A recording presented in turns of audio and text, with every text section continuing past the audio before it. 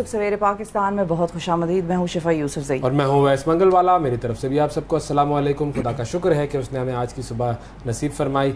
और आज की सुबह का आगाज़ ये देखें 92 न्यूज़ अखबार में बड़ी अहम खबर छपी है।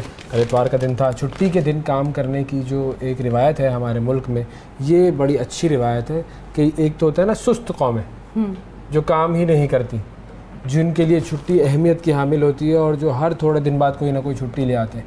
लेकिन हमारी जो कौम है, हमारी कौम की मेहनत आपको मैं बताऊं, कल इतवार के दिन कौमी असम्बली जो फाइनेंस बिल यानी जो वफाकी बजट है वो कल इजलास करके मंजूर हुआ है। तो इसका मतलब ये है कि हमारी हुकूमत मुल्क और कौम की तरक्की के लिए कोशां है और छुट्टी के दिन भी काम कर रही है। तो बजट में फाइनेंस के जो बिल्स हैं उनके इजलासों में यही होता है, वैसे कोई पहली दफ़ा नहीं हुई। लेकिन इतवार को हुआ ना, हाँ इतवार को भी होता है, गुड, बिल्कुल, क्योंकि लगातार उस पर डिबेट चलनी होती है। कितने घंटों का वो होता है, एक ड्यूरेशन होता है कि इतने घंटों में ये इस पर डिबेट होनी है। अब वो अलग बात है कि उस पर डिबेट इस दफ़ा तो हुई कोई नहीं, सब उसकी तारीफों के पुल बांध रहे थे। लेकिन एनीवे वो जो है वो एक खास एक मुद्दत होती है, उस मुद्दत में उसको डिबेट करना होता है ऐवान में। और उसमें फिर जाहिर है जुम्मा का दिन भी आता है, इतवार का दिन भी आता है, ब्रेक्स अलबत्ता लेते हैं, लेकिन घंटों लंबे लंबे इजलास चलते हैं। पिछली मरतबा तो 12-12 घंटों के इजलास जो थे वो चले थे। और फिर स्पीकर जो है वो चेंज होते रहते हैं, क्योंकि जाहिर है कोई इतना लंबा टाइम बैठ नहीं सकता, तो वो जो है सिलसिला ये चलता रहता है। तो ये जो हुआ है इसमें आप देखें कितनी पॉजिटिव बात है। हाँ, आपने अपने लिए क्या इसमें पैगाम अखज़ किया, क्या आपके लिए इस बिल में क्या क्या है? 3 पैगाम मुझे मिले, 3 अहम पैगामात बजट में मिले हैं मुझे। सबसे पहले तो ये कि 2 लाख और ज़ायद तनख्वाह पर फिक्स इनकम टैक्स भी आयद कर दिया गया है, 2.5% बढ़ा दिया गया है टैक्स जी। ठीक है, मुबारक हो। तो इस हवाले से तमाम कौम को मुबारक हो, जो 2 लाख सला कमा रहे हैं वो टैक्स देंगे मज़ीद। फिर उसके अलावा पुराने पंखों बल्बों पर 20% टैक्स लिया जाएगा। 2000 सीसी से पुराने पंखों बल्बों पर जी किससे लिया जाएगा? आवाम ने लगाए हुए ना। नहीं तो हर घर में थोड़ी जाएंगे कि आपका बल्ब पुराना है। कोई साइंटिफिक चिपें लगी हुई होंगी भाई पंखों में, आपको पता ही नहीं आपके पंखे में चिप लगी हुई है। यहाँ पे इंसानों की आमदनी नहीं पता करा सकते कि ये कितनी है, तो लोगों के घरों में घुस के उनके बल्ब देखेंगे क्या? हाँ अच्छा, तो बजट इजलास जो है वो 59 आवर्स जारी रहा है, 59 घंटे जारी रहा। हाँ। 86 अरकान ने बहस की भाई। ओके ठीक है, 86 बस 86। 350 नहीं, 350 कहाँ है वो? 350 इधर उधर थे ना, अपने दूसरे काम भी तो होते। और मजे की बात ये आपको मैं देखें, बकिया सफ़ा नंबर 5 और 13 नंबर पे आप पढ़ें इसको, तो उसके अंदर लिखा है कि कौमी असम्बली से फाइनेंस बिल की मंजूरी के अमल के दौरान अराकीन की अक्सरियत ऐवान से गायब नजर आई, कोई दिलचस्पी न दिखाई। वज़ीर आज़म समेत अहम पार्लिमानी रहनुमा ऐवान से गैर हाजिर रहे। बिलावल भुट्टो साहब, आसिफ जरदारी साहब, राजा रियाज साहब, अख्तर मैंगल, अमीर होती, सब गैर हाजिर थे। और ऐवान में हुकूमती बेंचेस पर 62 लोग थे और अपोजिशन बेंचेस पर 2 लोग थे। तो टोटल 64 लोग थे। हाँ। ये जिन्होंने ये कहा, यानी कि हुकूमत ने खुद ही हुकूमत का बजट मंजूर कर लिया। नहीं तो लोग थे ही नहीं, उन्होंने कहा छोड़ो क्या जरूरत है। और चलो ये दूसरी चीज़ हो गई। एक तो मैंने आपको टैक्सेस बता दिया, दूसरा मैंने आपको बता दिया कितना इंथुजियाज्म था कि कोई आया ही नहीं। इतना इंथुजियास्टिक थे कि भाई बजट पास करना है, कोई नहीं आया, चलो पास करो। और तीसरी चीज़ एक और जो बड़ी ही मतलब अलग ही कुछ चीज़ है, एक रहनुमा, एक लीडर ने कहा कि जी जो फाइनेंस बिल है इसको इस्लामी नज़रियाती काउंसिल को भी भिजवाया जाए, ताकि इसके हवाले से भी इसके ऊपर बात हो जाए कि इसके अंदर क्या कोई गैर इस्लामी चीज़ें तो नहीं, जैसे हम हर कानून के साथ करते हैं वो इम्प्लीमेंट करें, हम लोग ना करें। हाँ। तो जब उन्होंने ये मशवरा दिया तो तमाम अराकीन ने उसकी मुखालिफत की। अच्छा, वजह छोड़, बस ज़रूरत नहीं है, क्या ज़रूरत है इस्लामी चीज़ें चेक करें हम लोग, छोड़ो रहने दो भाई, कर लो बस। तो ये भी है, वो चित्राली साहब ने गालिबन कहा था कि इसको इस्लामी नज़रियाती काउंसिल ने भेजा जाए, और फिर उसके बाद सब ने मना कर दिया। मौलाना अब्दुल अकबर चित्राली की जानिब से पेश की गई थी दरख्वास्त थी, आई थिंक, लेकिन है कोई और नाम है। बहरहाल हुआ यही है कि इस्लामी नज़रियाती काउंसिल को भेजने का जो प्रपोजल था वो रिजेक्ट हो गया। नोटिफिकेशन इज रिजेक्टेड, उन्होंने कर रहे हैं, प्रपोजल इज रिजेक्टेड। क्या ज़रूरत है बजट और ये फाइनेंस और इस्लामी चीज़ें चेक करनी है हमने कौन सा, हमारा क्या ताल्लुक? हमारा तो इस्लामी नजर नूरिया पाकिस्तान हमने बना दिया बस सिर्फ उधर तक है, नाम में है, और बाकी तो काम में तो कुछ नहीं है। लेकिन चलें जी, अच्छा तो अब आप इससे फ़ायदा अखज़ कीजिएगा इस फाइनेंस बिल से? फायदे हुए ना, और ना इस्लामी का पता, ना लोगों का पता, बस टैक्सों का पता। हाँ, टैक्सों का पता, बिल्कुल। उसके बाद हमारा आता पता ही नहीं होगा। तो बस नाज़रीन, ये आज की हमारी ज़रा काम की बात थी जो बहुत ही अहमियत की हामिल थी। देख लें, आज से पहले हमने काम की बातें जितनी की वो सब एक तरफ, और ये फाइनेंस बिल की इंफॉर्मेशन ये सारी एक तरफ। तो आपको अब लेकर चलते हैं, हम दिखाते हैं कि दुनिया भर में क्या हो रहा है। 60 सेकेंड्स में देखते हैं क्या हो रहा है। मनासिक हज का आगाज़ आज से होगा। आज़मीन हज आज नमाज ज़ोहर से पहले मिना पहुँचेंगे। मिना में आज़मीन के लिए खैमों की बस्तियाँ बसा दी गईं। आज़मीन रात मिना में ही क़याम करेंगे। नाअहली की सज़ा 5 साल तक करने का बिल मंजूर। नवाज शरीफ और जहांगीर तरीन के इलेक्शन लड़ने की राह हमवार। नवाज शरीफ की दुबई में अहम मुलाकातें। पाकिस्तान वापसी का रोड मैप तय होने का इम्कान। कानूनी टीम की तश्कील। कौमी असम्बली ने आइंदा माली साल का वफाकी बजट मंजूर कर लिया। बजट का कुल तखमीना 14,480 अरब रुपए है। रावलपिंडी इस्लामाबाद में हीट स्ट्रोक से 9 अफराद जाँ बहक। पिम्स अस्पताल के एयर कंडीशन कई माह से ख़राब।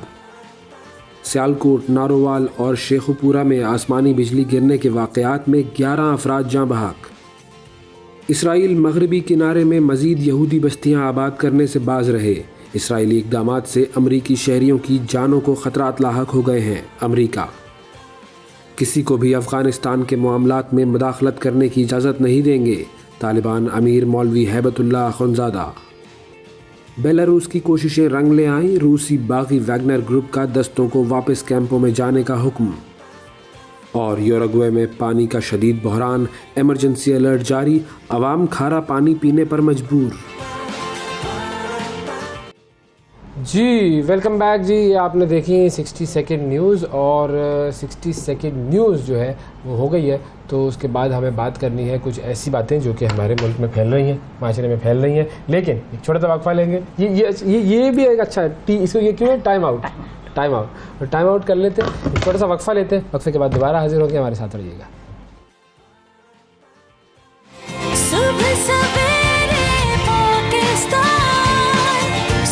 सवेरे पाकिस्तान, सुबह सवेरे पाकिस्तान।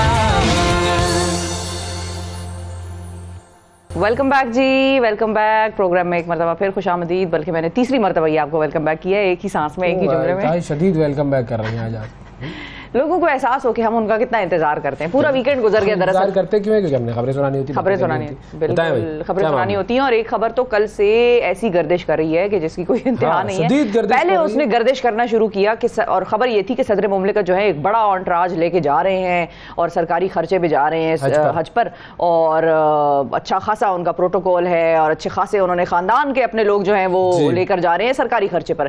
फिर इसकी तरदीद आई, और इसकी तरदीद पहले भी आ चुकी थी, लेकिन अब चूंकि कल वो रवाना हुए तो दोबारा उन जो रूमर्स कहते हैं, रूमर मिल्स जो हैं वो एक्टिव हो गई। तो अब आपको ज़रा हम हतमी जो आदाद शुमार है वो बता दें कि भाई कौन जा रहा है सदर साहब के साथ और कैसे जा रहे हैं। सदर मुमलिकत आरिफ अलवी फरीज़ा हज अदा करने के लिए रवाना हुए।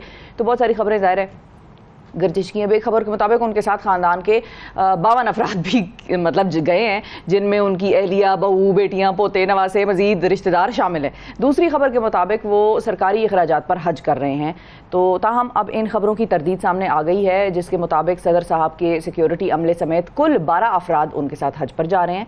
सदर आरिफ अलवी और उनके अहल खाना हज के अखराजात अपनी जेब से अदा कर रहे हैं और सरकारी खजाने से एक पैसा भी उनके हज पर खर्च नहीं हो रहा। तो ये जो है ये फाइनल कन्फर्मेशन आई है, और ये सदर साहब के जो प्रेसिडेंसी में अमला मौजूद है उनकी तरफ से ये खबर ट्वीट की गई, और बाकायदा तौर पे जो गलत खबरें थी उनकी तरदीद की गई। सदर साहब किसी किस्म का कोई बोझ सरकारी खजाने पर नहीं डाल रहे अपने हज का। अब ये हमारे यहाँ पर ना रूमर मिल्स फैलाने वाले वैसे तो बहुत ही लोग हैं, हर चीज़ के बारे में रूमर्स आ जाती हैं। कभी आप देखते हैं ना किसी के इंतकाल की रूमर आ गई, कभी आप देखते हैं बहुत ज्यादा जी बिल्कुल। तो इस तरह से महमूद असलम साहब की आई थी अभी रिसेंट, तो वो थी मेरा ख्याल है। बिल्कुल।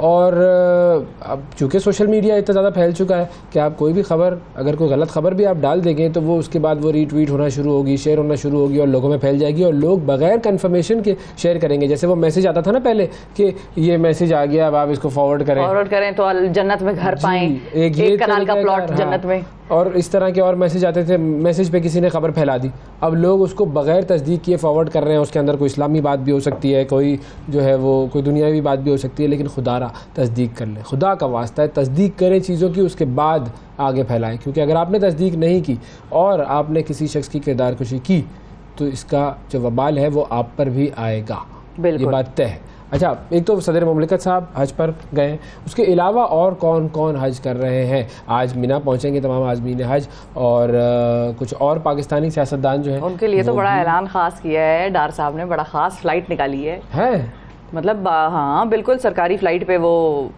इसी किस्म का है सिलसिला है, मुझे नहीं पता।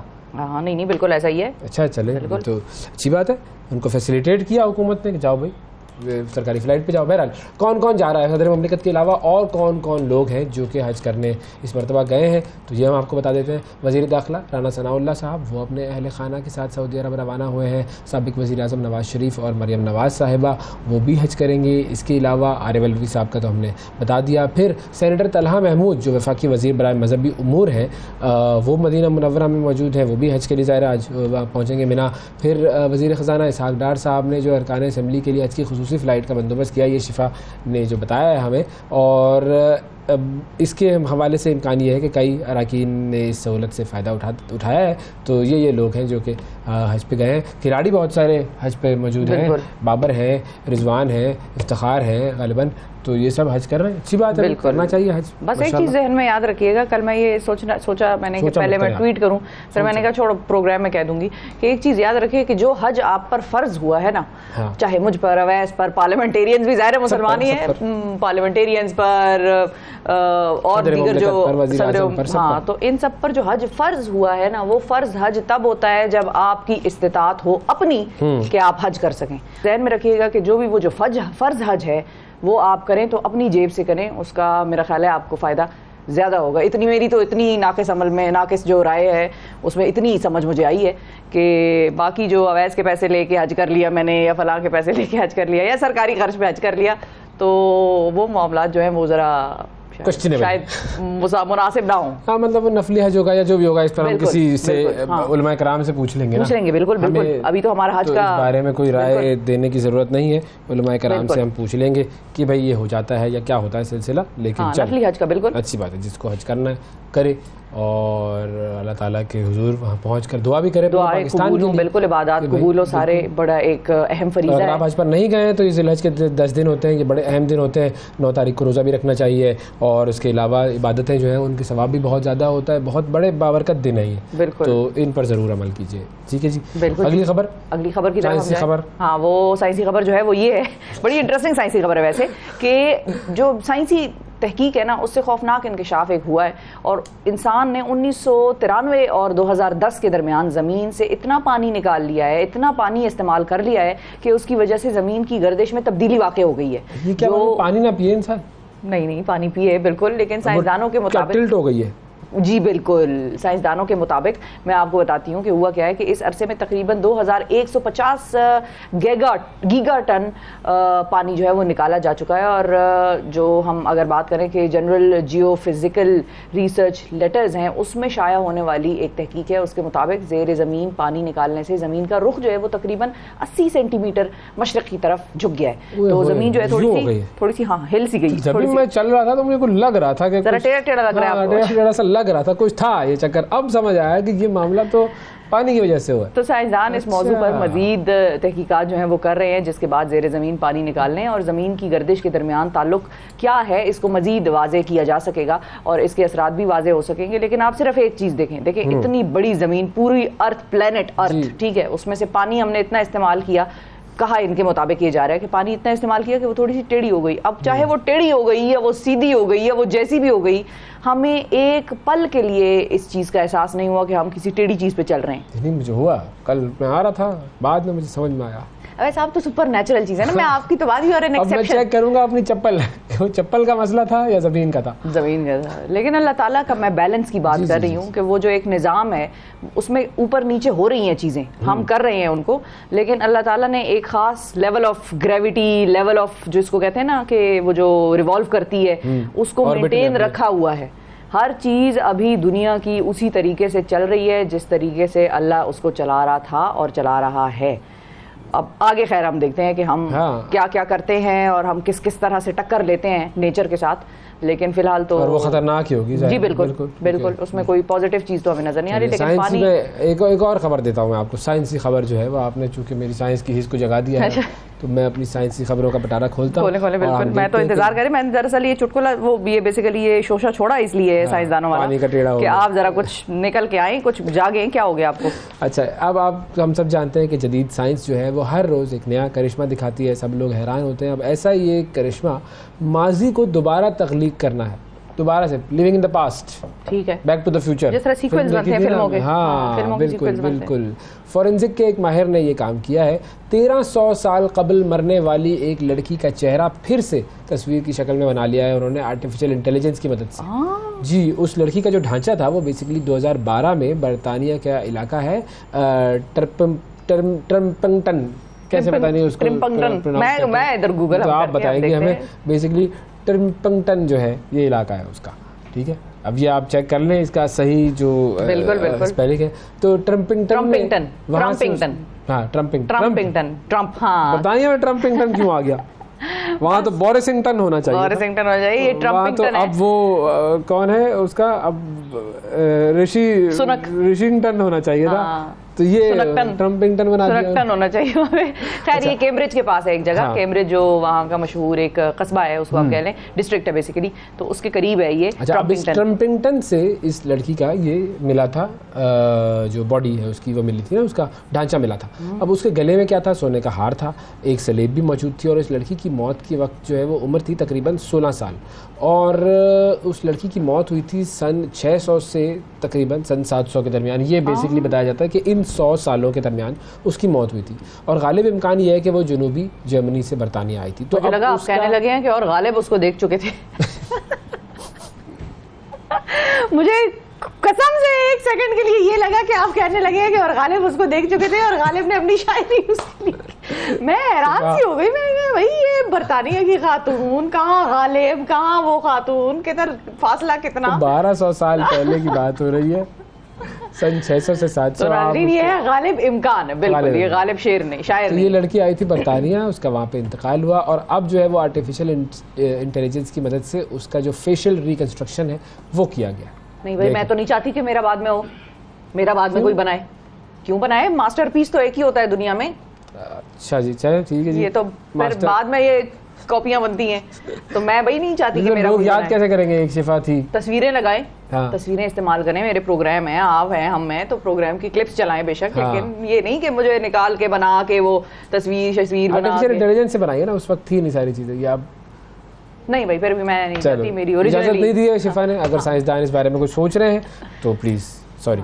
अच्छा जी, टेक्नोलॉजी की और खबरें भी दे सकते हैं हम आपको, एक और दे सकते हैं। बरतानिया के कई शॉपिंग मॉल्स ऐसे हैं जिसमें अब ट्रॉलियां ऐसी रखी गई हैं जो दिल का हाल बता देती है। क्यों? ट्रॉलियों के नीचे ट्रेडमिल लगी है? ये भी मैं बताता हूँ आपको जी, चलने के लिए। लिवरपूल है एक इलाका, ओके बिल्कुल है, बिल्कुल है। लिवरपूल का जो इलाका है वहाँ के मकामी स्टोर्स में रखी गई ये ट्रॉलियां हैं, उसमें सेंसर लगाए हुए, और ये सेंसर जो है वो बेसिकली खरीदार के दिल की धड़कन पर नजर रखते हैं ताकि उन्हें दिल के दौरों से बचाया जा सके। अब ये शॉपिंग करने में दिल का दौरा आएगा इसको, वो उधर तो सबसे ज्यादा आ सकता है, पैसा निकल रहा है ना जेब से। चलो, तो उन्होंने सेंसर लगा दिए। 2 महीने के दौरान इन ट्रॉलियों ने 2000 खरीदारों में से 39 के दिल की एक खास बीमारी की निशानदेही की है, और इस बीमारी के जो हामिल अफराद होते हैं उनके दिल की धड़कन अचानक तेज हो जाती है और उन्हें फालिज और दिल के दौरे समेत कई पेचीदगियों में मुब्तला कर सकती है। तो ये सेंसर बता देता है। उसने आपने हाथ पकड़ा होता है ना, यूं जो ट्रॉली ले जा रहे होते हैं, उसमें सेंसर लगा हुआ है। अब वो सेंसर बता देगा, हेलो ओएस प्लीज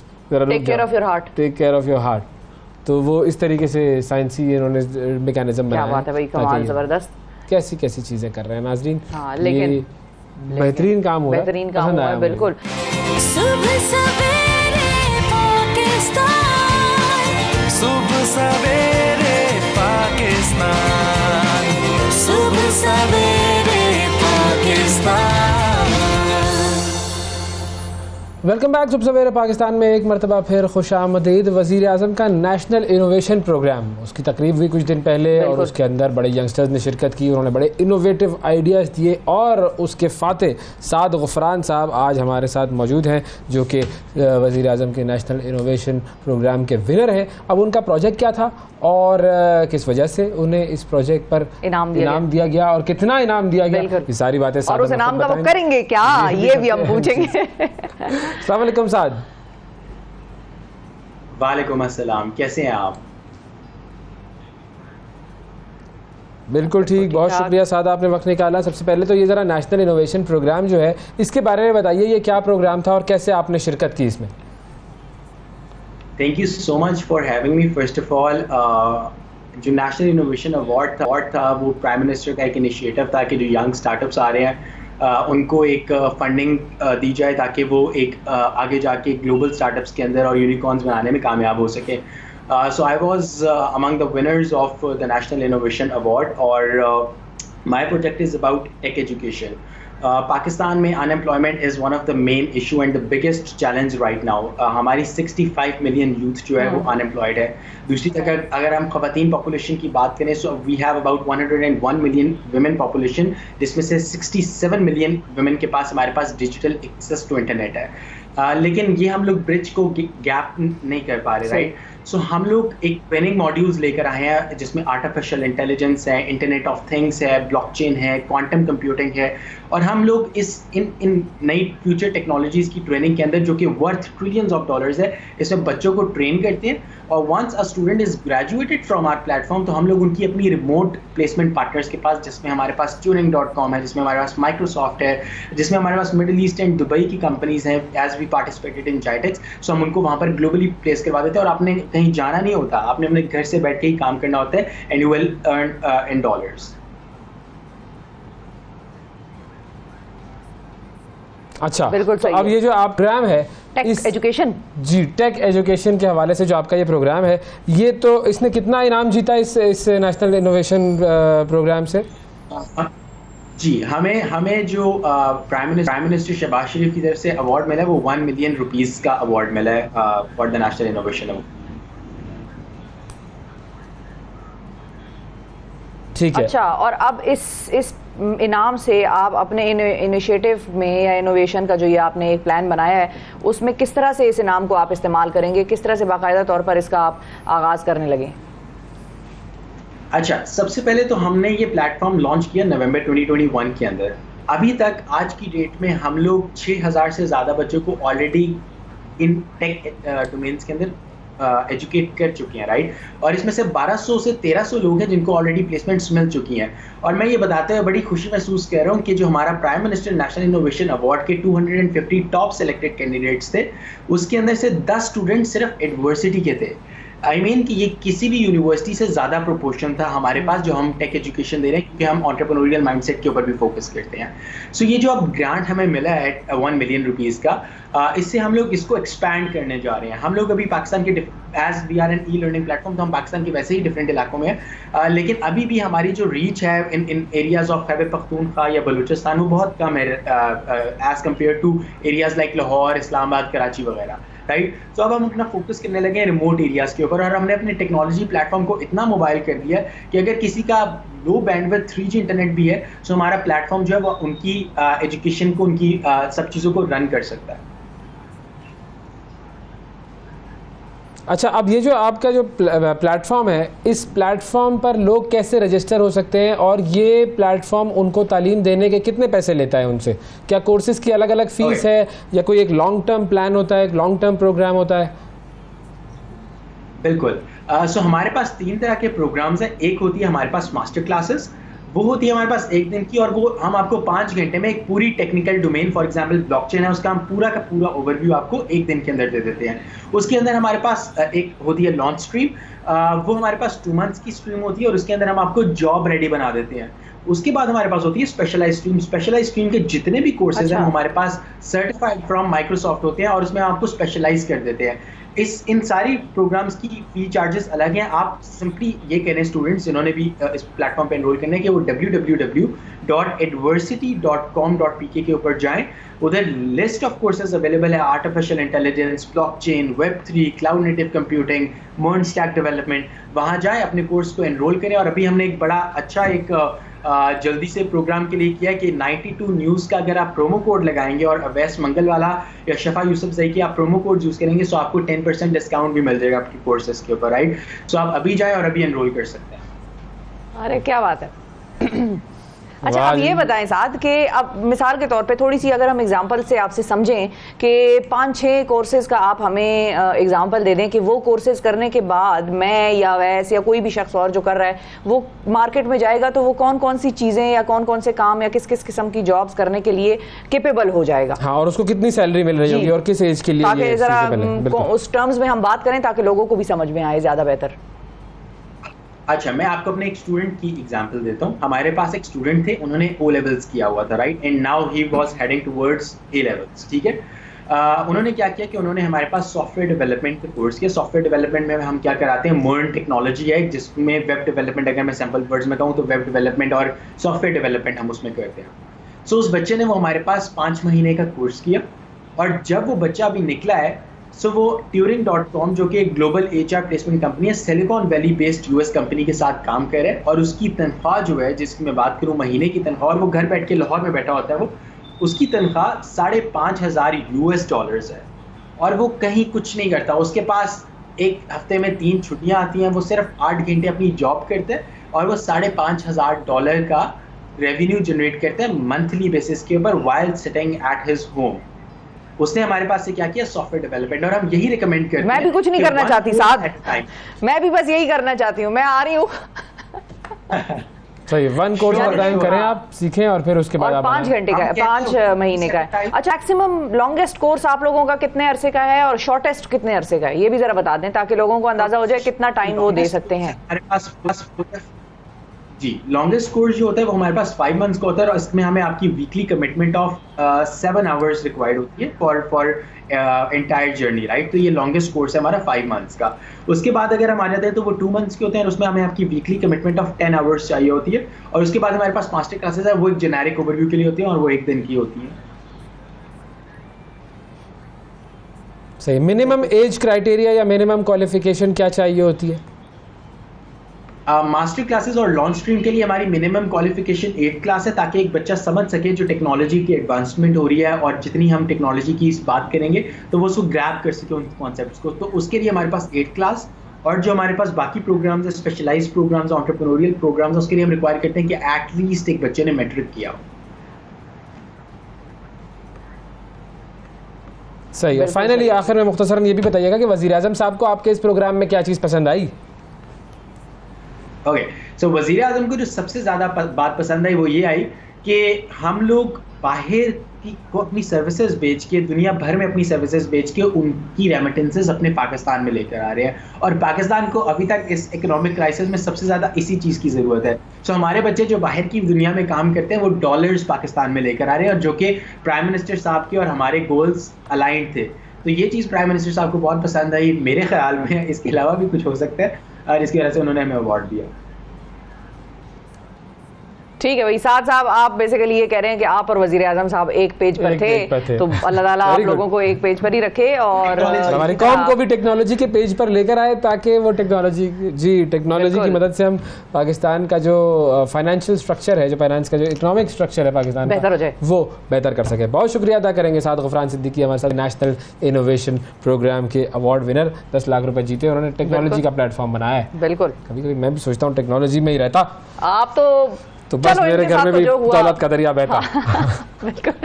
वक्फे की तरफ बढ़ते हैं नाजरीन। वक्फे के बाद जब वापस आएंगे तो मजीद बात करते हैं। Stay with us. सुबह सवेरे पाकिस्तान, सुबह सवेरे पाकिस्तान, सुबह सवेरे पाकिस्तान। वेलकम बैक जी, सुबह सवेरे पाकिस्तान में एक मरतबा फिर खुशामदीद। शाहिद घुमन साहब हमारे साथ मौजूद हैं रूस से और उनसे हम बात करते हैं रूस में जो एक बगावत का खतरा था वो टल गया। Wagner group. जी अस्सलाम वालेकुम शाहिद घुमन साहब, आपको आवाज़ आ रही है सर? वालेकुम सलाम। जी मैं दोबारा अर्ज करूं कि मामला कुछ बहुत जी हुए। अच्छा, सर आप बताइए, आप हमें जुम्मा के तफसील रोज- बता हाँ। रहे थे। जी मामला कुछ जी, हुआ जी, कि आज से 3 दिन बिल्कुल। पहले जुमा के रोज यवगेनी प्रिगोजिन ने अपने टेलीग्राम चैनल पर कुछ वीडियो पैगाम जारी किए, जिसमें उसका कहना था कि रूसी वजारत दिफा के यूनिटों ने मुबैना तौर पर पीएमसी कैंप पर रॉकेट फायर किए हैं, जिसमें मुबैना तौर पर उसके जंगजू मारे गए हैं। प्रिगोजिन ने रूसी वजीर दिफा सरगई शाइगो और रूसी चीफ जनरल स्टाफ के सरबराह पर जंगी जराइम का इल्जाम आयद किया, जबकि रूसी वजारत दिफा ने फौरी तौर पर इस इत्तला की तरदीद कर दी। प्रिगोजिन की प्रेस सर्विस की तरफ से शाया होने वाले कैंप की वीडियो से ये भी वाजे नहीं है कि रॉकेट हमले हुए हैं या नहीं। अगली सुबह यानी हफ्ता के दिन प्रिगोजिन ने ऐलान किया कि वैगनर के 25,000 जंगजू ये जानने के लिए मॉस्को की तरफ पेशकदमी कर रहे हैं कि उनके साथ ऐसा क्यों किया गया। प्रिगोजिन और उसके ग्रुप ने मॉस्को से तकरीबन 1100 किलोमीटर दूर रूस के शहर रास्तोव-ना-दोन में रूस के जनूबी मिलिट्री डिस्ट्रिक्ट हेडक्वार्टर और शहर के मरकज में कई इंतजामी इमारतों पर कब्जा कर लिया। ग्रुप का एक हिस्सा रास्तोव-ना-दोन में रहा और बाकी ने मॉस्को की जानब पेशकदमी शुरू कर दी। सूरत हाल इस कदर बढ़ गई कि रूसी सदर व्लादिमीर पुतिन ने टेलीविजन पर हंगामी खिताब किया। सदर पुतिन ने वैगनर पीएमसी के इकदाम को मुल्क और लोगों की पीठ में छुरा घोंपने के मुतरादिफ करार दिया।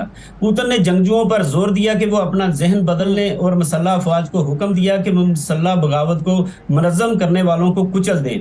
रूस की एफएसबी एजेंसी ने सूरत हाल की संगीनी और रूसी फेडरेशन में तसादम के बढ़ने के खतरे के पेश नज़र यवगेनी प्रिगोजिन की जानब से मुसल्लह बगावत की कॉल पर फौजदारी मुकदमा कायम कर दिया, जिसकी रूसी कानून में सजा 20 साल है, और मॉस्को समेत रूस के मुख्तलिफ शहरों में हाई अलर्ट जारी कर दिया।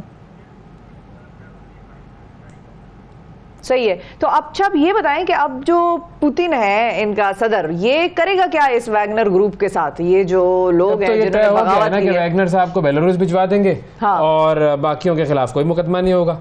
तो क्या यही तय हो गया और वो बेलारूस कब जाएंगे? ये है डील। सदर पुतिन के खिताब के बाद बेलारूस के सदर अलेक्जेंडर लुकाशेंको ने वैगनर के सरबराह प्रिगोजिन के साथ मुज़ाकरात शुरू कर दिए। ये मुज़ाकरात दिन भर जारी रहे, ये हफ्ते के दिन की बात है।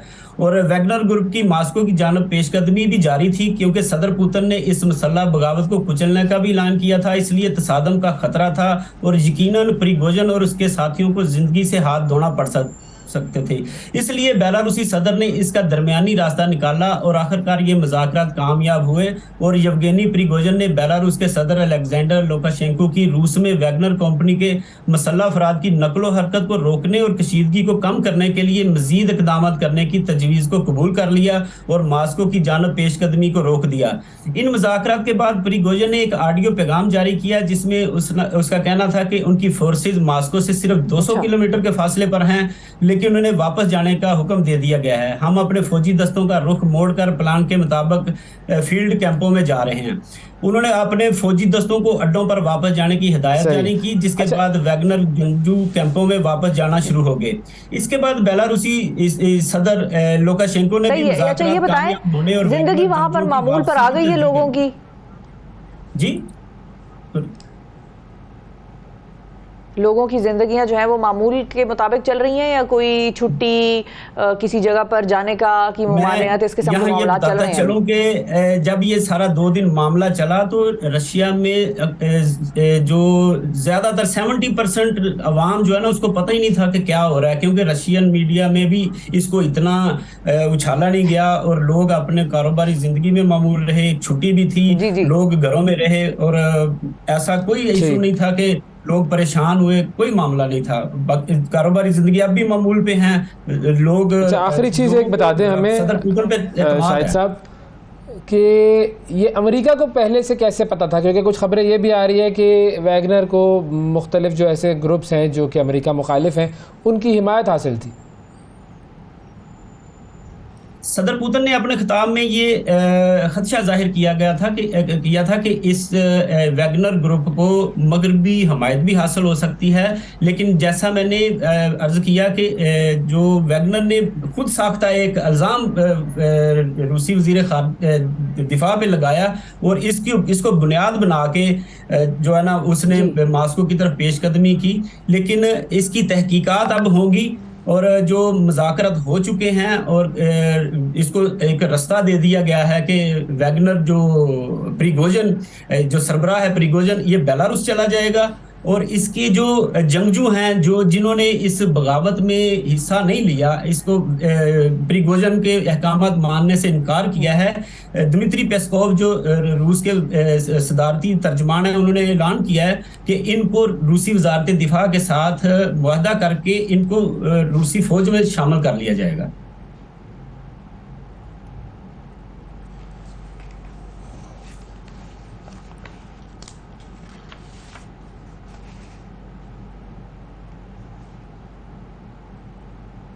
बिल्कुल ठीक है जी, बहुत शुक्रिया अदा करेंगे जी। हमारे साथ शायद गुमन साहब मौजूद थे और हमें रूस की सूरत हाल से आगाह कर रहे थे। और देखें ये तनाज़ा 2 दिन में हुआ और खत्म हो गया, निपट गया, बंदा जो है बेलारूस पहुंच जाएगा। चलें जी, बहुत शुक्रिया। चलो जान उसकी बच गई, वरना ऐसा लगता नहीं था कि रूस के हालात अगर आप देखें रूस में तर्ज हुकूमत या तर्ज हुक्मरानी अगर आप मद्देनजर रखें तो वो किसी को जिंदा छोड़, वो तो बिल्कुल वही वाली सूरत हाल है कि चीन में जिस तरह गोली से उड़ाने का है तो उधर भी इस किस्म के मामलात बड़े सख्ती से पेश। जो हमारी जान पर बनी है उसका भी कुछ बता दें। हमारी जान पर इस तरह से बनी है कि अब हालांकि बारिशों का सिलसिला शुरू हो गया है, मौसम में कदरे बेहतरी आ गई है, लेकिन पेशावर और दीगर जो हमारे शहर हैं इस्लामाबाद, लाहौर, कराची, इसमें 12-12 से 18-18 घंटे की लोड शेडिंग जो है वो चल रही है और शदीद लोड शेडिंग चल रही है, शदीद तरीन लोड शेडिंग चल रही है, शदीद लोड शेडिंग चल रही है बिल्कुल। और इस हवाले से हमारे साथ सबसे पहले कराची और पेशावर से हमें हमारे नुमाइंदे ज्वाइन कर रहे हैं। पेशावर से हमारे साथ जीशान काका खेल हैं। अस्सलाम वालेकुम जीशान, बहुत शुक्रिया आपने वक्त निकाला।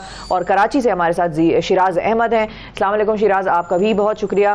सबसे पहले कराची से आगाज करते हैं कि बताइए शिराज क्या सूरत हाल है कराची में, कितने घंटे की लोड शेडिंग हो रही है और कितनी ऐलानिया है और कितनी गैर ऐलानिया है? जी बिल्कुल, इस वक्त कराची में सूरत हाल हमें काफ़ी ज़्यादा ख़राब दिखाई दे रही है क्योंकि एक तरफ शहर कायद में हब्स और गर्मी की फ़िज़ा कायम है। बादल तो मौजूद हैं लेकिन बारिशें हुई नहीं हैं जिसकी वजह से गर्मी की शिद्दत काफ़ी ज़्यादा महसूस की जा रही है और दिन के औकात में जो लोड शेडिंग का दौरानिया है वो भी काफ़ी ज़्यादा बढ़ गया है। अगर इलाकों की बात की जाए तो मुख्तलिफ इलाकों में 12 से 14 घंटे एलानिया लोड शेडिंग की जा रही है, जबकि गैर एलानिया लोड शेडिंग का तो कोई टाइम ही मुख्तस नहीं है। कई इलाकों में तो फॉल्ट और मरम्मती काम के नाम पर पूरा दिन जो है वो बिजली बंद कर दी जाती है जिसकी वजह से शहरी हमें काफ़ी ज़्यादा परेशान दिखाई दे रहे हैं और ना दिन के औकात लाइट होती है ना रात के औकात लाइट होती है और ऐसे में शहरी हमें काफ़ी ज़्यादा परेशान दिखाई दे रहे हैं। इलाकों की अगर बात की जाए तो सरजानी, मलीर, शाह फैसल कॉलोनी, नॉर्थ कराची, नाता खान, महमूदाबाद, इसके अलावा सदर और गार्डन के मुख्तलिफ इलाकों में जो लोड शेडिंग का दौरानिया है वो काफ़ी ज़्यादा बढ़ गया है। इसके अलावा लियारी और इसके इतराफ़ के इलाके भी लोड शेडिंग से बहुत ज़्यादा हमें मुतासिर दिखाई दे रहे हैं। 12-12 घंटे की जो लोड शेडिंग है वो शहर के मुख्तलिफ इलाकों में देखी जा रही है। शहरियों की जानिब से ये मौक़िफ़ इख्तियार किया जा रहा है कि एक तरफ के इलेक्ट्रिक की जानिब से भारी भरकम बिल जो है वो उन्हें भेजे जा रहे हैं। 20 से 25 हज़ार रुपये कमाने वाले शख्स का घर का बिल 15-15 हज़ार रुपये भेजा जा रहा है और ऐसे में जहाँ बिजली नायाब है शहर कायद में वहीं भारी भरकम बिलों से भी शहरी जहनी अजियत का शिकार हो रहे हैं। यही हुकूमत से मुतालबा कर रहे हैं कि फौरी तौर पर लोड शेडिंग के दौरानिए को कम किया जाए, जबकि मौसम भी इस वक्त शहर कायद में सख्त गर्म हमें दिखाई दे रहा है। ऐसे में शहरियों की जानिब से ये मौक़िफ़ इख्तियार किया जा रहा है कि फौरी तौर पर लोड शेडिंग का खात्मा किया जाए ताकि उन्हें कुछ रिलीफ मिल सके। साथ ही साथ स्कूलों की भी छुट्टियां हो चुकी हैं, घरों में जो बुजुर्ग हैं वो भी काफ़ी ज़्यादा हमें लोड शेडिंग से परेशान दिखाई दे रहे हैं, बच्चे भी बहुत ज़्यादा मुतासिर हैं। लेकिन कराची में एक और बड़ा मसले का मामला है, अगर आपके घर पे गलत बिल आ गया और आपको लगता है कि जो आपने बिजली कंज्यूम की है उतना बिल नहीं है, उससे ज्यादा आया हुआ है, तो अब आप कंप्लेन करेंगे, ठीक है। अच्छा, मजे की बात ये, आपने कंप्लेन किसको करनी है? जाके जो हुकाम है, जो हुकाम को नहीं, जिसने आपको बिजली दी और जिसने बिल भेजा उसी से आप कंप्लेन करेंगे ना जाके। जाहिर है, वो खुद ही तहकीक करता है और वो खुद तहकीक करके फैसला करता है कि नहीं तो अथॉरिटी होगी ना, अथॉरिटी जो के इलेक्ट्रिक है, हाँ, उसको आप कंप्लेन करेंगे और के इलेक्ट्रिक का जवाब अक्सर क्या होता है? नहीं जी बिल्कुल ठीक है, बिल्कुल जो करना है कर लें। तो अब जब आप जिस शख्स के ऊपर आप इल्ज़ाम लगा रहे हैं कि सर आपने मेरे साथ गलत किया है, उसको ही आप कह रहे हैं सर प्लीज़ इसको चेक कर लीजिए, वो क्या कहेगा? मैंने तो कभी गलत नहीं किया आपके साथ, मैं तो बिल्कुल सही बिल भेज रहा हूँ। तो ये होता है कराची में। अच्छा, पेशावर की तरफ जाते हैं जी। जीशान काका खेल साहब, सर कुछ बताएं सूरत हाल क्या है? कोई कराची वालों को आप पेशावर से कोई बिजली भेज सकते हैं या पेशावर में अपनी बिजली का काल पड़ा हुआ है? जी अवैस, बहुत शुक्रिया।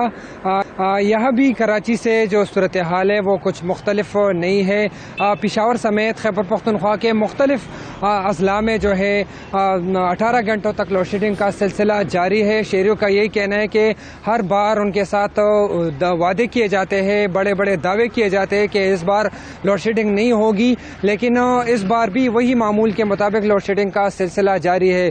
अगर पेशावर की सूरत हाल को देखा जाए, जो शहरी इलाके वहाँ पर 6 से 8 घंटों तक बिजली गायब रहना मामूल बन गया है, जबकि मज़ाफ़ाती इलाके जो है वहाँ 18 घंटों तक बिजली गायब रहती है, जिसकी वजह से पानी नापेद हो गया है। लोगों को काफ़ी ज़्यादा मुश्किलात का सामना है, ख़ुसूस तौर पर घरों में जो ख़वातीन हैं, बच्चे हैं और जो बीमार हजरात हैं, उनको काफ़ी ज़्यादा मुश्किलात का सामना करना पड़ रहा है। एक जानिब जो है सूरज आग बरसा रहा है, 42 और 45 डिग्री तक दर्जा हरारत पहुँच चुका है, तो दूसरी जानिब बिजली नहीं होती। तो ये सूरत हाल है न सिर्फ पेशावर की बल्कि खैबर पख्तूनख्वा के मुख्तलिफ अजला में बिजली लोड शेडिंग के बायस लोगों को काफ़ी ज़्यादा मुश्किलात का सामना है। जिस तरह बिजली होती ये बताएं, बिल कैसे आ रहे हैं? ठीक ठाक आ रहे हैं बिल? हाँ बताएं ना, बिल कितने कितने आ रहे हैं, कैसे कैसे आ रहे हैं? बिल अच्छे आ रहे हैं? बिल मजा आ रहा है? बिल को देखकर जो है ना लोगों के होश जो है उड़ जाते हैं और यही कहा जा रहा है कि बिजली दी नहीं जा रही और बिल इतने बड़े बड़े बेच दिए जाते हैं कि उसको देखकर बंदा परेशान रह जाता है, क्योंकि लोगों का यही कहना है कि अब तो ईद भी आने वाली है, गोश्त को जो है संभालना भी मुश्किल होगा। अक्सर औकात जो मज़ाफ़ाती इलाके हैं, यही हमने देखा हर साल के वो गोश्त जो है ज़ाया हो जाता है, क्योंकि बिजली होती नहीं है, कोई और मुतबादिल इंतज़ाम उनके पास होता नहीं है। तो शिफा और अवैस, मैं आपको बताऊँ कि जो पेशावर मज़ाफ़ाती इलाके हैं वहाँ के लोग काफ़ी ज़्यादा मुश्किलात का सामना है। आए रोज़ एहतिजाज करने पर मजबूर है। क्वार्ट रोड का इलाका हो गया, दलजाक रोड, अब तो हयाताबाद जो पोश इलाका है, टाउन हो गया, यहाँ पर भी 8 घंटों तक बिजली गायब रहती है। यहाँ पर जो रिकवरी है वो 100% है, लेकिन इसके बावजूद भी बिजली लोड शेडिंग की जा रही है और ऐसे वक्त में जाती है कि इंतहाई सख्त ज़रूरत बिजली की होती है। दोपहर के वक्त जब लोग गर्मी से परेशान, ज़रूरत के वक्त बिजली चली जाती है। ज़रूरत तो खैर बिजली की हर वक्त होती है, कुछ ऐसे होते हैं जिसमें ज़्यादा ज़रूरत होती है भाई जी, लेकिन बिल देख के लोग बिल बिला रहे हैं, और देखते हैं अब शहर इक़्तिदार में क्या सूरत हाल है। साजिद शेख साहब हमारे साथ मौजूद हैं इस्लामाबाद से। अस्सलाम वालेकुम। वालेकुम अस्सलाम। जी साजिद साहब बताइए क्या सूरत हाल है? शहर इक़्तिदार है ये, तो इधर तो बिजली की सूरत हाल ज़रा बेहतर होनी चाहिए, नहीं? अमीर अमीर लोग रहते हैं, बड़े बड़े बिल भी दे सकते हैं।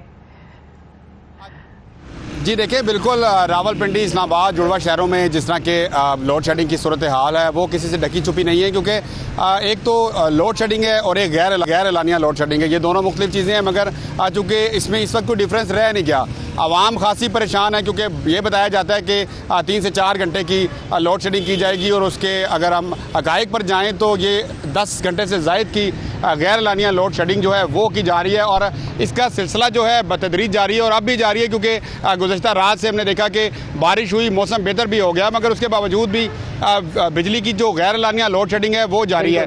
दूसरी जानिब एक चीज़ जो हम ख़ास तौर पर नोटिस कर रहे हैं वो ये है कि भारी भरकम जो बिल आ रहे हैं उससे आवाम बहुत ज़्यादा परेशान है। उनका कहना यह है कि एक तरफ तो बिजली होती ही नहीं है और दूसरी जानिब जो बिल है वो नॉर्मल रेंज का जो बिल है 15,000 से 20,000 के दरमियान आता है और अगर इससे थोड़ा सा ज़्यादा हो तो 30,000 से ज़्यादा का भी बिल आता है। और ये सूरत हाल जो है ओवरऑल चल रही है और ना सिर्फ शहरी परेशान है बल्कि ताजर तबका आपने देखा वो भी बहुत ज़्यादा मुतासर हुआ है। ताजरों का भी यही कहना है कि ईद सर पर है और किस तरह से काम किया जाएगा, कारोबार किस तरह होगा, उनको कुछ समझ नहीं आ रही कि वो किस तरह अपने ग्राहकों को डील करेंगे, क्या सूरत हाल होगी। दूसरी जानिब एक वो जो तवानाई बुरहान के नाम पर 8 बजे का एक तलवार उनके ऊपर लटका दी गई है कि 8 बजे दुकानें बंद कर दी जाएंगी 1 जुलाई से, तो वो भी एक खासा मुश्किल उनके लिए सूरत हाल बनी हुई है, उसके ऊपर भी सोच रहे हैं। एक चीज़ ये सामने आ रही है कि जो एक तो गैर एलानिया लोड शेडिंग है, एलानिया लोड शेडिंग है और फिर उसके बाद एक चीज़ और इसके अलावा भी है जिसको शहरियों को सफ़र करना पड़ रहा है और वो है जो टेक्निकल जो प्रॉब्लम्स आ रही हैं, टेक्निकल प्रॉब्लम्स के बाद जो लाइट जाती है वो पूरा दिन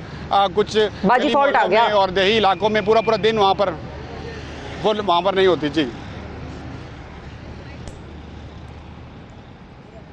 बिल्कुल सही, बाजी फॉल्ट आ गया। ये आजकल एक और नया सिलसिला भी इन्होंने शुरू किया है। एक तो जाती है बिजली 1 घंटे के लिए पूरी, या 1.5 घंटा 2 घंटे जितनी भी उसका दौरानिया होता है जिस इलाके में, एक है पूरी वो घंटे के लिए वो गायब होगी। उसके बाद जब आएगी भी तो एक फेज उसका आ रहा होगा, दूसरा नहीं आ रहा होगा, तो आप बेसिकली इस्तेमाल कुछ भी नहीं कर सकते, आप कर कुछ भी नहीं सकते, क्योंकि एक बटन जलाएंगे तो वो बिजली फड़फड़ाएगी, बत्ती फड़फड़ाएगी, तो आपको बंद ही करना है। पंखा जो है या चलेगा या रुकेगा, आना ना आना बराबर है उसका आना ना आना बराबर है, फेज में आती है फेज में चली जाती है। तो ये भी सूरत हाल है, और इस तरह से फिर वो 3-4 घंटे आराम से गुजर जाते हैं। तो साजिद साहब बड़ा आपने सही हमें बताया डिटेल में। और एक बार बता दूं, आपकी ये पर्पल कलर की शर्ट बड़ी अच्छी लग रही थी। बिल्कुल से मैंने कहा चलो अब कोई और बात भी इनसे कर लीजिए। बिल्कुल थैंक यू।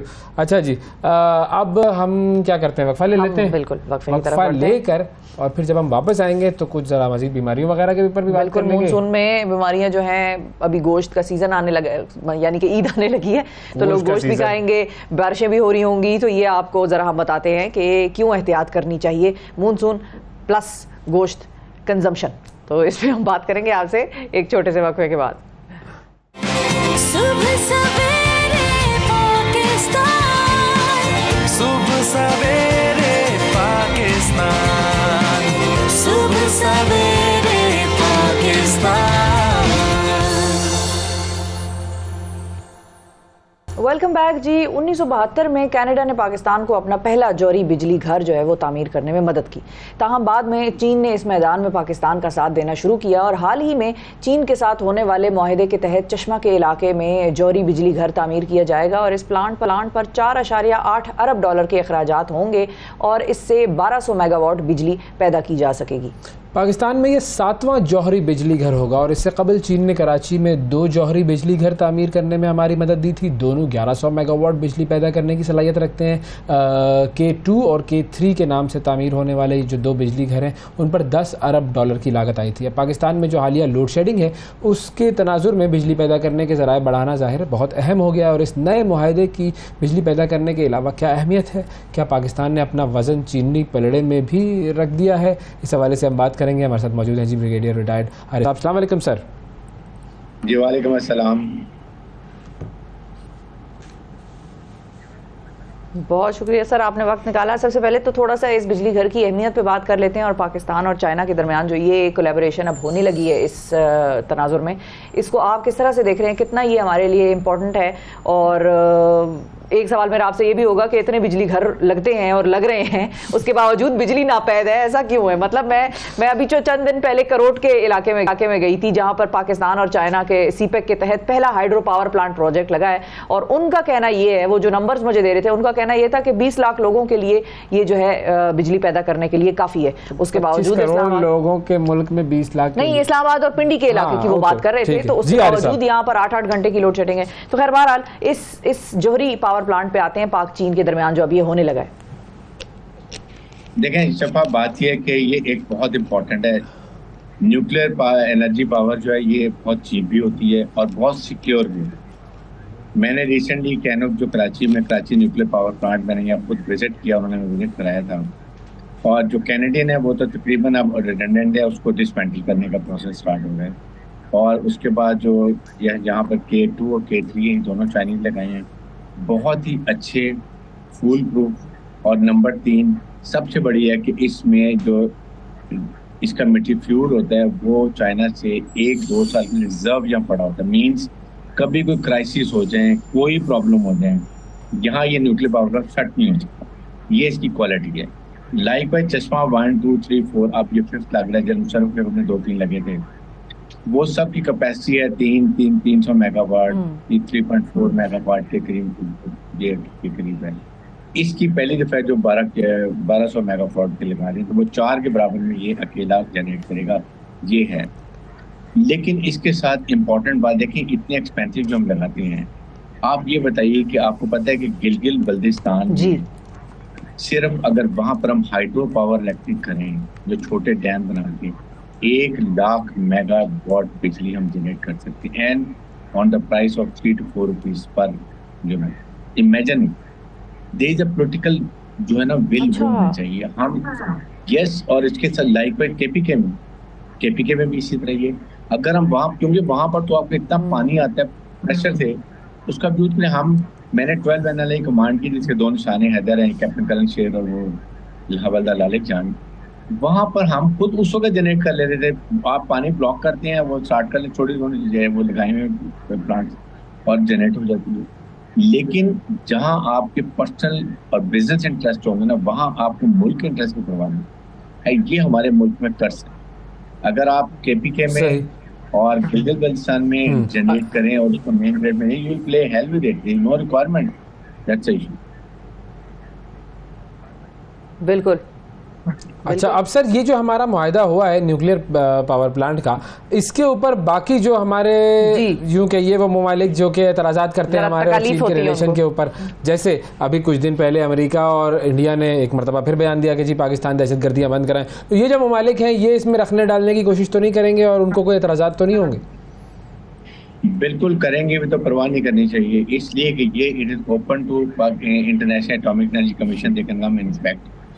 2-3 साल में भी आपको याद हो एक वो आए थे पाकिस्तान में विजिट करने के लिए, और क्या यूएन कराई हुआ था कि जी वो आ रहे हैं आपके न्यूक्लियर को चेक करने के लिए, वो कैप करने के लिए। हालांकि वो दे काम 4 साल में वो विजिट करते हैं, और उसका मकसद ये होता है कि ये इससे नॉट, ये nuclear radiation is very good for treatment के लिए। ये न्यूक्लियर है शुआएं, इनसे बड़ा सख्त ट्रीटमेंट पेशेंट का इलाज किया जाता है। ये आपके हॉस्पिटल यहाँ पर बड़े अच्छे ये काम कर रहे हैं, इसलिए ये इसकी ड्यूअल रिस्पांसिबिलिटी, इसके रिसर्च ऑफ सीड्स उसके अंदर बड़ा आप इसको इस्तेमाल करते हैं। It is multipurpose use. The only thing is कि we need to utilize all the thing which are available in this field. 4.58 billion से अगर आप ये लगा रहे हैं, तो साथ आपके रिसर्च टीम, आपके मेडिकल सेंटर, हॉस्पिटल, इनको भी फायदा होना चाहिए। हमारी प्रॉब्लम जो होती है कि हम एक साइड पे करके बाकी चीजें भूल जाते हैं। इट इज और बहुत सस्ती बिजली है, it is just like hydro power की तरह की है।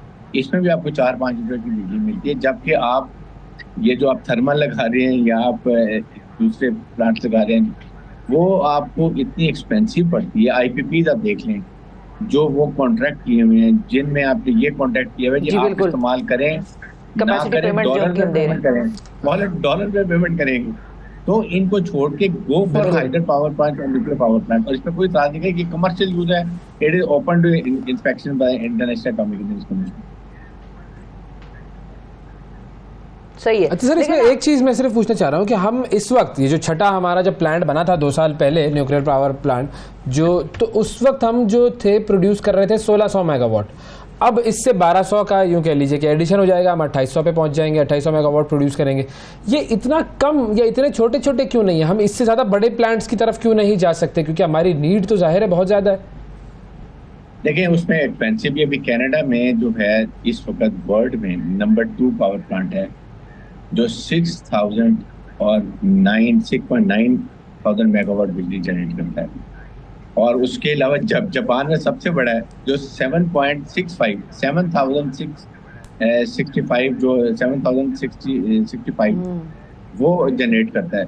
लेकिन उसके लिए नेशनल यूनिक मोर रेवेन्यू आपको चाहिए, फंड चाहिए, और सेकंड आपकी विल होनी चाहिए। मैं बार बार कहता हूँ इसके अलावा जो एक्सपेंसिव जा रहे हैं, KPK can be self sufficient in generating hydro power electricity. Gilgit Baltistan can be very conveniently अपने आप चल करके। सर वो तो पूरा कराची से लेके घारो तक का कॉरिडोर है विंड के लिए। वो हमारा जो कोस्ट लाइन है, विंड पर हम हमेशा सुनते आए 50,000 मेगावाट वहाँ से प्रोड्यूस हो सकता है। वो आज तक शायद 1000 ही होगा मेरे ख्याल में वहाँ पर प्रोडक्शन उसकी, तो हम उसके ऊपर काम ही नहीं कर रहे। विल तो है ही नहीं हमारे पास। आपके सामने PMLN ने ये जो साहिवाल में पावर प्लांट थर्मल लगाया, आप मुझे बताइए तो कैस का कोल का भाई, कोल में एक तो आपके साथ एक आप कोल की बिल्कुल एनर्जी है उसकी प्रॉब्लम करते हैं।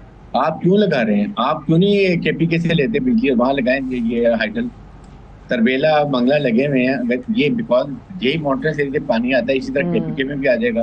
गिलगित बल्तिस्तान में इतने रिवर्स हैं, इतने आप जनरेट कर सकते चलते हैं, स्टोर करें, पानी को चलाएं, लेकिन वो सस्ती बिजली हमें ये बिजनेस पर आपकी जो वल्चर हैं ये आपको छोड़ेंगे तो करेंगे ना। आपको तो उन्होंने एक्सचेंज किया हुआ है। आप एक डिसीजन ले नेशनल लेवल पे, जी वी डोंट वांट आईपी। आपकी इस वक्त कैपेसिटी 44,000 मेगावाट बिजली जनरेट कर सकते हैं। रिक्वायरमेंट 29 के जनरेट आप कर रहे हैं 18-19 हज़ार, क्योंकि आपके फ्यूल नहीं है, आपके पास डॉलर नहीं है, you don't have foreign exchange, these are the issue. But आपकी इंडस्ट्री कैपेसिटी पे भी नहीं चल रहा जी। कराची में आप हाल देखें, लोगों का यकीन करें, 22 घंटे पे 1-2 घंटे की बिजली आती है कुछ जगहों पर। क्या ये इंसान है, एनिमल्स हैं? हुकूमत, ये मैं बात करता हूँ कि आप जब कहते हैं जी फलां ने ये कर दिया, फलां चोर है, ये जो भाई आप बताएं आपकी परफॉर्मेंस क्या है? What are you doing for the country? क्या आपने आने के बाद आवाम के लिए कुछ किया? क्या आपने उनको कोई रिलीफ दी? आपने इन्फ्लेशन कम की, आपने डॉलर कम किया, फ्यूल कम किया? This is the issue. हम बातें सिर्फ आवाम को टेंशन डाइवर्ट करती हैं। अच्छा, वो सारी बातें ब्रिगेडियर साहब आपकी बिल्कुल ठीक है, लेकिन एक सवाल यहाँ पर ये भी है कि क्योंकि ये पाक चीन का आपस में मुआहिदा हुआ है, अब हम पिछले कुछ अरसे से ये भी सुन रहे हैं कि भाई पिछले दौरों में या पिछले अदवार में सीपेक पे कोई काम नहीं हुआ, सीपेक के प्रोजेक्ट्स लो गए। अब क्या ये प्रोजेक्ट जो है खास तौर पर, और जाहिर है ये एक अलग लेवल की अहमियत का हामिल है, तो क्या ये मुकम्मल होने के तरफ जाएगा या ये भी दरमियान में कहीं लटक जाएगा? कोई प्रॉब्लम्स हो जाएंगी, कोई बयानात का तबादला इधर उधर से हो जाएगा, कोई नाराजगियां तो नहीं आ जाएंगी इसमें भी? शिफा देखें, एक तो ये 100% पॉजिटिव फेज जरूर हुआ। चाइनीज ने पहले भी कराची में भी बनाए हैं K2, K3, और अब वहाँ पर ये 5th वो बना रहे हैं यहाँ पर, और वो चारों मिला के जितनी कैपेसिटी होती है इसकी एक ही चश्मा 5 की होगी। सेकेंड ये कि देखिए हमारे मुल्क का डायकोटमी क्या प्रॉब्लम ये है कि, और पिटफॉल सिस्टम क्या है कि हमारी गवर्नमेंट जब चेंज होती है सारा चेंज होता है। आपके नेशनल लेवल से कॉन्ट्रैक्ट्स, नेशनल लेवल के जो इश्यूज होते हैं इनको कभी चेंज नहीं होते हैं।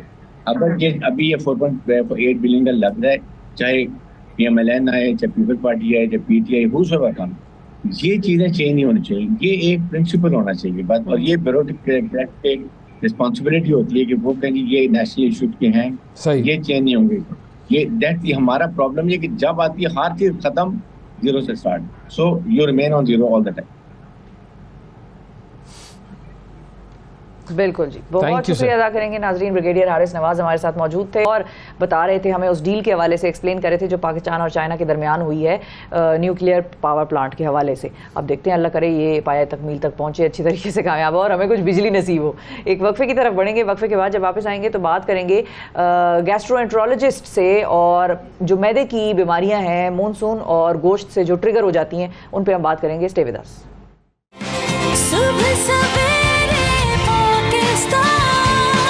सुबह सवेरे पाकिस्तान, सुबह सवेरे पाकिस्तान।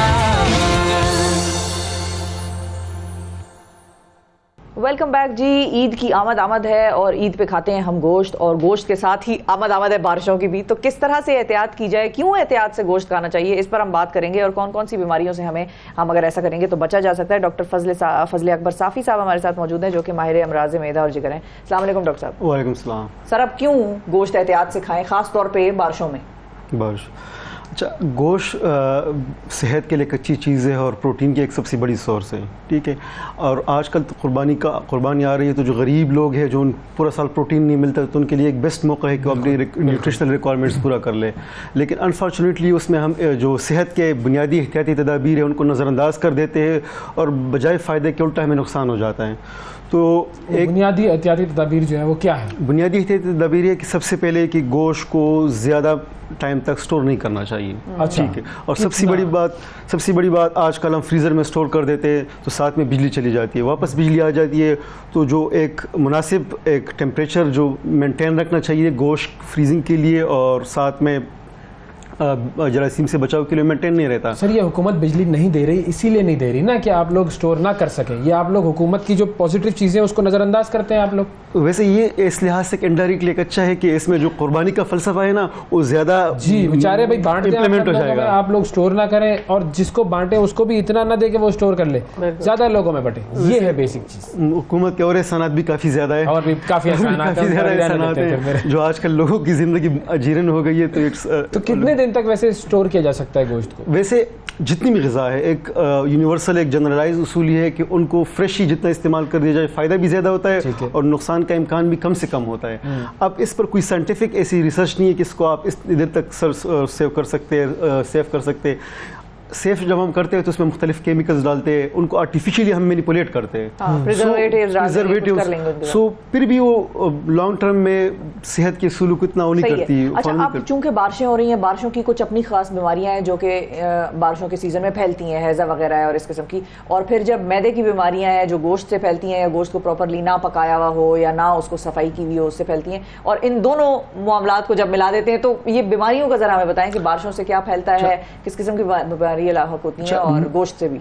मानसून सीजन आ रहा है और साथ में गोश्त का मौसम भी आ रहा है, तो मानसून सीजन में कुछ बीमारियां ज़्यादा फैलती है, जैसे सीजनल इन्फ्लुएंजा हो गई, हेजे की बीमारी हो गई, टाइफाइड हो गया, मलेरिया हो गया, और डेंगू भी पानी की स्टोरेज की वजह से, डायरिया। तो इसमें जो हेजा वगैरह है ना, ये इस वजह से फैलता है कि इसमें जो जरासीम होते हैं वो डैम्प वाटर में वो फ्लरिश कर देते हैं, वो उनकी जो ग्रोथ है वो ज़्यादा हो जाती है। तो कोई भी गंदा पानी, सबसे जो बड़ा सोर्स है जरासीम का वो दो चीज़ है, गंदा पानी है और रॉ फूड है।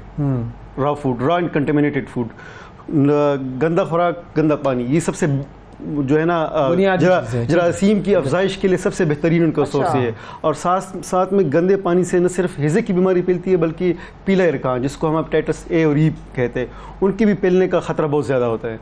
तो सबसे पहली बात कि पानी हमें साफ़ करके पीना चाहिए, बॉयल करके पीना चाहिए, क्लोरिनेशन भी एक अच्छी वो है, क्लोरिनेशन करके पीना चाहिए।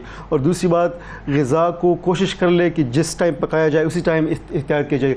रीहीटिंग जो करते हैं दैट्स वो एक अच्छी चीज़ नहीं है। ख़ासकर अगर हम चावल के मामले में देखा जाए तो चावल के साथ तो एक साइंसी एक वो है, इस पर तहकीक हुई है कि इसको एक बेसिलस एक जरासीम है, जो हम रीहीटेड चावल खाते हैं ना तो उससे जरासीम की फैलाव होती है और हिज़ा काज करता है। तो चावल जो है उसको अगर हमने एक मरतबा पका लिया है तो फिर अगली, जैसे दोपहर में चावल पक गया वो फिर रात में दोबारा रीहीट नहीं होनी चाहिए। खासकर वो चावल जो किसी भी लिहाज से उसको इंसानी हाथ टच कर गया हो, उसको तो बिल्कुल रीहीट नहीं करना चाहिए। ये तो हमारी सारी जिंदगी का आपने तरीका ही चेंज कर दिया।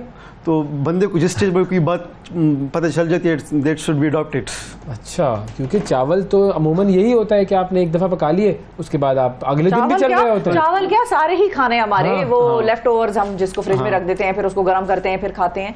लेकिन आप ये कह रहे हैं कि चावल से हैजा ज़्यादा फैलने का खतरा है। और गोश्त ज़ाहिर है, गोश्त को पकाने के लिए ज़्यादा टेम्परेचर की रिक्वायरमेंट होती है। अक्सर हम जल्दी पका लेते हैं, पूरा इनको हीट नहीं देते, पूरा टेम्परेचर मेंटेन नहीं रखते, तो उस वजह से भी जरासीम मरते नहीं है।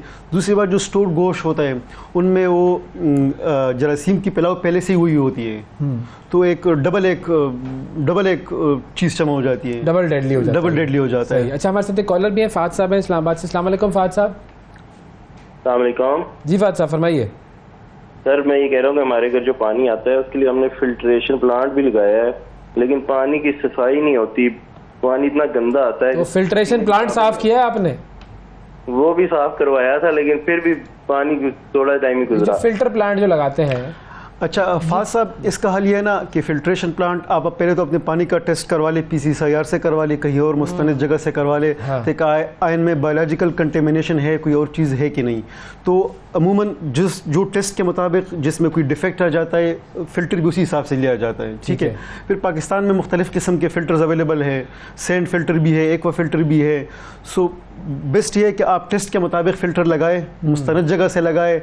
और दूसरी बात, उनकी जो फ़िल्टर लगा हुआ है उसकी जो फ़िल्टर है तो जो उनके 90 दिन का वक्फा होता है, जो भी आप कंपनी ने आपको बताया होता है उनको मुनासिब वक्त से वो रिप्लेस कर लिया करें। तो ये पानी का जो टेस्ट होता है PCSIR वाला, ये इसमें ये क्या बताते हैं पानी के बारे में? अच्छा, इसमें ये बताते हैं कि एक तो ये किसकी पीएच कितनी है, मतलब इनमें दूसरी बात है कि इनमें फॉरेन पार्टिकल्स जिसको हम टर्बिडिटी कहते हैं, जो पानी में एक रंग डालती है या पानी को थोड़ा सा गदला कर देती है, वो बताती है। तीसरी बात, इसमें हम बायोलॉजिकल इसको कहते हैं कि इसमें बैक्टीरिया जरासीम है कि नहीं, कोलरा वगैरह है कि नहीं।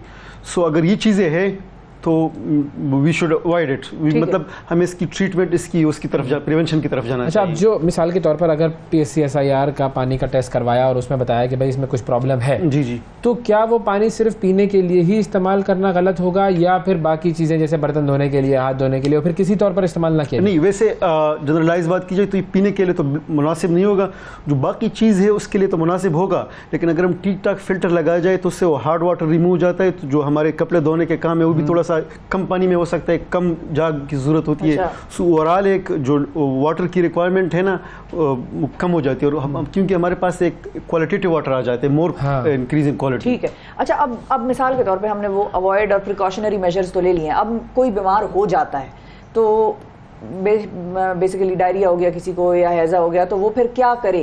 डॉक्टर के पास जाए। चीजें ऐसी हैं जो कि एहतियाती तदाबीर उस वक्त ले जब बीमारी हो गई है, बीमार हो गए। बिल्कुल। जो हेज़े की जो सबसे बुनियादी इलाज है उसको हम ORS कहते हैं, ओरल रिहाइड्रेशन साल्ट, क्योंकि हेज़े में पानी और नमकियात दोनों की कमी हो जाती है। जो ORS आम बाज़ार में मिलता है, घर में भी बहुत की ज़रूरत बना सकते हैं, उसमें ये नमकियात और पानी का एक मुतनासिब अंदाज में मिलाया हुआ होता है। तो जब आप ORS लेते हैं, जो हेज़े की ज़रिए से आपसे पानी खारिज होता है वो उसकी रिप्लेसमेंट हो जाती है, क्योंकि तकरीबन 90 से 90% जो हेज़ा है वो बग़ैर किसी दवाइयों के ठीक हो जाता है। आप किसी को एंटीबायोटिक को मुस्तनद डॉक्टर के और कल्चर टेस्ट के बगैर एंटीबायोटिक का इस्तेमाल नहीं करना चाहिए, क्योंकि इसके और भी नुकसान आते हैं। तो कोशिश कर ले कि सिर्फ ORS ले ले, उससे आपकी कमी भी ठीक हो जाती है और आप ओवरसिंग भी नहीं होती वो चीज़। अच्छा, एक इंटरेस्टिंग चीज़ होती है, लोग कहते हैं कि दही खाओ, दही खाना मैदे के लिए अच्छा है, और जब पेट खराब हो जाता है तो कहते हैं दही मत खाओ। नहीं, असल में ये क्या है कॉन्सेप्ट? नहीं, असल में जब पेट ख़राब हो जाता है ना, इसका मतलब है कि पेट जब ख़राब हो जाते हैं, आपके पेट में नुकसानदा जरासीम का तनासिब फ़ायदेमंद जरासीम से ज़्यादा हो जाता है, बैक्टीरिया ज़्यादा हो जाता है, बैड बैक्टीरिया ज़्यादा बनते हैं। बैड बैक्टीरिया जो दही है ना, ये आप समझ ले कि नेचर की तरफ से एक बेस्ट सोर्स है कि आपके पेट में फ़ायदेमंद जरासीम बढ़ाए, फ़ायदेमंद जरासीम बढ़ाए। इसको हम दवाइयों की तरफ बढ़ा सकते हैं, लेकिन वो इतना मुस्तनद नहीं जितनी एक नेचुरल रिप्लेसमेंट है। So it's a good replacement, natural replacement. 220 रुपए किलो में दस्तयाब भी है। ज़बरदस्त। अच्छा जी, अली हैं हमारे साथ लाहौर से कॉलर। अस्सलाम वालेकुम अली। वालेकुम अस्सलाम। मेरा डॉक्टर साहब से एक छोटा सा सवाल था कि अक्सर पानी को साफ करने के लिए उसके अंदर कुछ गोलियां वगैरह या फटकरी वगैरह का इस्तेमाल किया जाता है, वो किस हद तक मुफीद है? ये गोलियां या पानी में फटकरी डालते हैं साफ करने के लिए, कुछ इस तरह की चीज़ें, ये मुफीद है? अच्छा अली साहब, मैं तो ये मशवरा दूंगा कि क्लोरीन बिल्कुल मुफीद है, लेकिन उनकी एक इस तरह नहीं होता कि आप एक बॉटल में या एक जग में कोई इस तरह की स्पेसिफिक कोई एक गोली डाल ले। इसकी एक खास मकदार होती है। पिंकी क्या होती है? पिंकी भी होता है ना कुछ? क्लोरीन। अच्छा, उसी को क्लोरीन कहते हैं। पिंकी पिंक पानी आता है भैया। तो क्लोरीन का फ़ायदा बिल्कुल है, लेकिन बजाय कि आप इधर उधर के मशवरे आप टेस्ट करवा लें पानी के, और जो पानी में टेस्ट के मुताबिक डिफेक्ट आ जाए उसी को आप फॉलो कर लें, तो उसमें आपकी जो सही बचाव है उसी से हो सकता है। क्योंकि शायद आप क्लोरिनेशन करते होंगे, लेकिन क्लोरिनेशन हर चीज़ का हल नहीं है। वो फिर PCSIR का टेस्ट जो होगा वो हमें बताएगा। बहुत शुक्रिया अदा करेंगे डॉक्टर साहब, वक्त दिया आपने। नाज़रीन, आज के प्रोग्राम में इतना ही। आपसे कल फिर मुलाकात करेंगे, उस वक्त तक के लिए इजाज़त दीजिए। अल्लाह हाफ़िज़। सुबह सवेरे पाकिस्तान, सुबह सवेरे पाकिस्तान, सुबह सवेरे